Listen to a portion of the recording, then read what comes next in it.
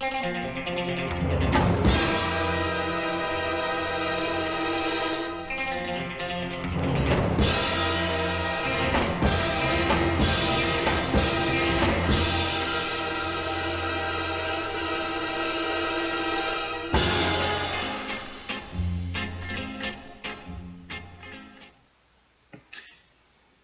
Internet, you're here to learn about grammar. I'm here to tell you about grammar. Now, before I begin, believe me when I say that I know exactly how soul-sucking grammar can be. I've taken entire university courses dedicated to the subject, and it was, to be frank, but ultimately worthwhile. Why do I say that? Well, grammar may be most often associated with errors and correctness and disappointed teachers, but grammar is what lets us talk about language. It helps us to understand the deeper meanings behind written and spoken communication. And with that, our ability to learn and analyze increases as our knowledge of grammar increases. Knowing grammar doesn't just make you better at writing. It makes you a better thinker. Now, I do recognize that not everyone has a talent for grammar, and that's fine. But there are particular grammatical conventions that should not be broken, or at least not broken without knowing how they're being broken and why doing that is wrong. With that in mind, this video is not so much a how-to so much as a how not to. Learn to avoid these errors and you will have made yourself a better communicator. Now, disclaimer, these are not all the grammatical sins one can commit. Believe me, I know. Nor are the solutions presented here strictly the only ones that can fix them. And so, without further ado, all sentences are composed of structures grammarians call clauses. At minimum, every sentence has to have one independent clause to be grammatically correct. An independent clause contains a subject, which is a noun or a word that functions as a noun, and a verb. And it must articulate a complete, sensical thought. The comma splice is arguably one of the most common errors in written form. It occurs when a sentence contains two independent clauses that are separated by a comma. Comma splices are considered incorrect because a comma does not adequately separate the main ideas between independent clauses, as in our example sentence, jellyfish conspire, sharks attack. There are a few different ways to correct the comma splice. The first is to split the independent clauses into their own individual sentences. Therefore, in our example sentences, our independent clauses can become jellyfish conspire, sharks attack. The second way is to replace the comma with a semicolon if the clauses are closely related and or they're talking about the same thing. Jellyfish conspire, sharks attack. The third way is to use a coordinating conjunction, a word that is used to join two or more items in a sentence. These are the words for, and, nor, but, or, yet, and so. Commonly remembered under the mnemonic of fanboys. Don't look at me, I didn't make it up. Every coordinating conjunction except nor can be used in our example sentence, because the sentence does not begin with a non-contrasting negative idea. However, it could be used if our sentence read, jellyfish conspire not, nor sharks attack.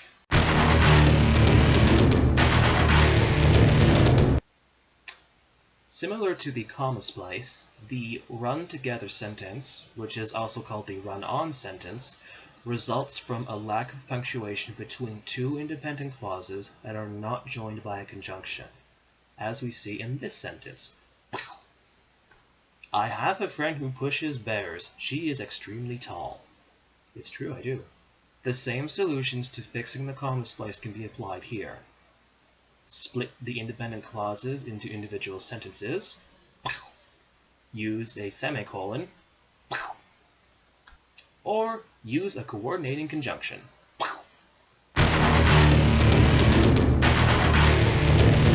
In every clause, the verb must agree with the clause's subject, that's what the clause is talking about, in both person and number. The subject-verb disagreement occurs when this is not the case. To explain, in grammar there are three persons. The first person is the speaker. It is when we use the pronouns I, we, me, and us. The second person is the person spoken to. It is when we use the pronoun you. The third person is the person or thing spoken about. It is when we use the pronouns he, she, him, her, it, they, them. There are two numbers: the singular, which denotes one person or thing, and the plural, which denotes more than one person or thing. In our example sentence, I have difficulty believing that a set of gun chucks are a legitimate weapon. The verb are does not agree with the number of sets of gun chucks we are talking about. Because we are talking about one set of gun chucks, the appropriate verb to use instead of are is.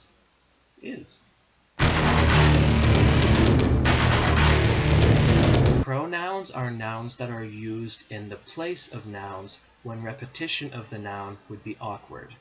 We would not say, for instance, Aaron throws Aaron's goldfish. We would say, Aaron throws his goldfish. The antecedent is the noun that the pronoun refers to. Singular pronouns, like his, should refer to singular antecedents. There are other pronouns that are used called indefinite pronouns. These are the words each, either, neither, anyone, anybody, everyone, everybody, someone, somebody, no one, and nobody. These words are always treated as singular pronouns. It is therefore improper to say, everyone mourns their goldfish. This is a common error in English. There is a possessive pronoun that denotes ownership of something or group of somethings by more than one person or thing. Since indefinite pronouns are treated as singular, grammatically speaking, it is therefore better to say, everyone mourns his goldfish. Unfortunately, this illustrates a problem with the English language that has never been solved. English has no third-person singular form of the personal pronoun that refers to persons of either sex. Basically, we have no way of saying him or her or he or she in a gender-neutral sense. Girls mourn their goldfish just as much as the boys do, after all. This can be fixed by attempting to use both male and female pronouns in a sentence, but that usage is awkward to say and to read. Everyone mourns his or her goldfish. A better solution is to make the antecedent of the sentence plural. Instead of everyone mourns their goldfish, we can say people mourn their goldfish.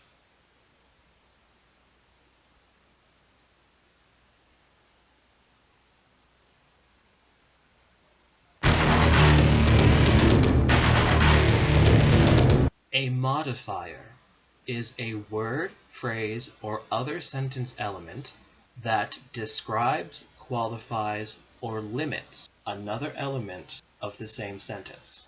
A dangling modifier is a phrase that does not logically have a specific word in the same sentence to modify. Dangling modifiers typically appear as one of two types of construction. The first is the verbal phrase, a clause where the verb fulfills the function of a noun, an adjective, or an adverb. The second is the elliptical phrase, clauses which are missing the subject or the verb, or both. In our first example sentence, on entering the building, daffodils were being detonated. The verbal at the beginning of this sentence seems to suggest that flowers are entering into a building and triggering their own self-destruction. But that is, of course, just silly. In our second example sentence, when only 6 years old, my father saved me from being eaten by a clown at the circus. The elliptical phrase at the beginning suggests that my father was only 6 years old when he saved my life. Sentences containing dangling modifiers can be corrected in one of two ways. One way is to leave the modifier alone and to reword the main clause, making the subject a word that the modifier can logically apply to. Using this method, our first example sentence can therefore be rewritten to, on entering the building, we saw that daffodils were being detonated. And our second sentence can be rewritten to, when only 6 years old, I was saved by my father from being eaten by a clown at the circus. The second way to correct the dangling modifier is to make the modifiers into dependent clauses, which are like independent clauses, but cannot stand alone as a complete thought. Using this method, we can rewrite our first example sentence to say, when we entered the building, daffodils were being detonated. And our second sentence can be rewritten to say, when I was only 6 years old, my father saved me from being eaten by a clown at the circus. Ugh, clowns. Where the dangling modifier has no specific word to modify, the misplaced modifier modifies the wrong word. Writers and speakers must be careful to place the modifier in a position that clearly conveys the intended meaning. Words like only, nearly, and almost are the most frequently misplaced. It is illogical to say, for instance, the baby unicorn only cried until he was 6 months old. It is much better to say, the baby unicorn cried only until he was 6 months old. Be strong, baby unicorn. There is a peculiar subcategory of the misplaced modifier called the ambiguous modifier, known also as the squinting modifier. When a modifier is placed between two parts of a sentence, it can sometimes be taken to modify both elements. In this sentence, the ninja who had been assassinating people stealthily tie-dyed his ninja suit. The adverb stealthily modifies both had been assassinating and tie-dyed. This can be fixed by moving the adverb so that it modifies either one of the two verbs in the sentence depending on the meaning desired. It can therefore either be the ninja who had been stealthily assassinating people tie-dyed his ninja suit, or the ninja who had been assassinating people stealthily tie-dyed his ninja suit.